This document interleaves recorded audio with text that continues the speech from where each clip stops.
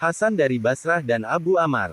Pada suatu hari, ketika Abu Ammar, seorang ahli tafsir terkemuka, sedang mengajarkan Al-Quran, tak disangka-sangka datanglah seorang pemuda tampan ikut mendengarkan pembahasannya. Abu Ammar terpesona memandang sang pemuda dan secara mendadak lupalah ia akan setiap kata dan huruf dalam Al-Quran. Ia sangat menyesal dan gelisah karena perbuatannya itu. Dalam keadaan seperti ini pergilah ia mengunjungi Hasan dari Basrah untuk mengadukan kemasygulan hatinya itu. Guru, Abu Ammar berkata sambil menangis dengan sedih.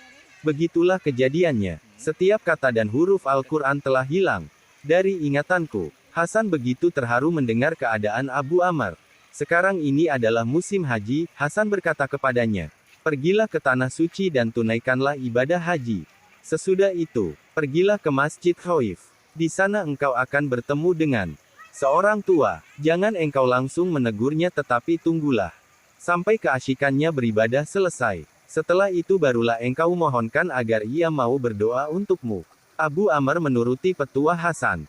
Di pojok ruangan Masjid Khaif Abu Ammar melihat seorang tua yang patut dimuliakan dan beberapa orang yang duduk mengelilingi dirinya. Beberapa saat kemudian masuklah seorang lelaki yang berpakaian putih bersih. Orang-orang itu memberi jalan kepadanya, mengucapkan salam dan setelah itu mereka pun berbincang-bincang dengan dia.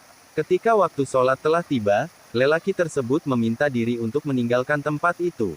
Tidak berapa lama kemudian yang lain-lainnya pun pergi pula, sehingga yang tertinggal di tempat itu hanyalah si orang tua tadi. Abu Ammar menghampirinya dan mengucapkan salam.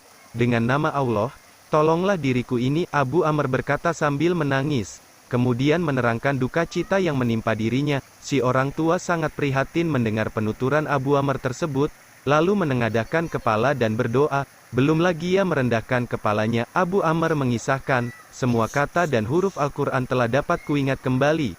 Aku bersujud di depannya karena begitu syukurnya. Siapakah yang telah menyuruhmu untuk menghadap kepadaku? Orang tua itu bertanya kepada Abu Ammar. Hasan dari Basrah, jawab Abu Ammar. Jika seseorang telah mempunyai imam seperti Hasan, lelaki tua tersebut berkomentar, mengapa ia memerlukan imam yang lain? Tapi baiklah, Hasan telah menunjukkan siapa diriku ini dan kini akan kutunjukkan siapakah dia sebenarnya. Ia telah membuka selubung diriku dan kini kubuka pula selubung dirinya.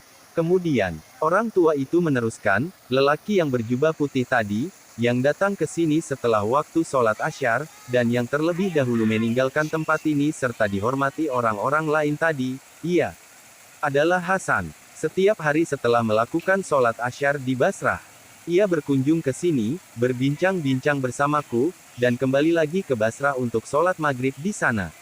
Jika seseorang telah mempunyai imam seperti Hasan, mengapa ia masih merasa perlu memohonkan doa dari diriku ini?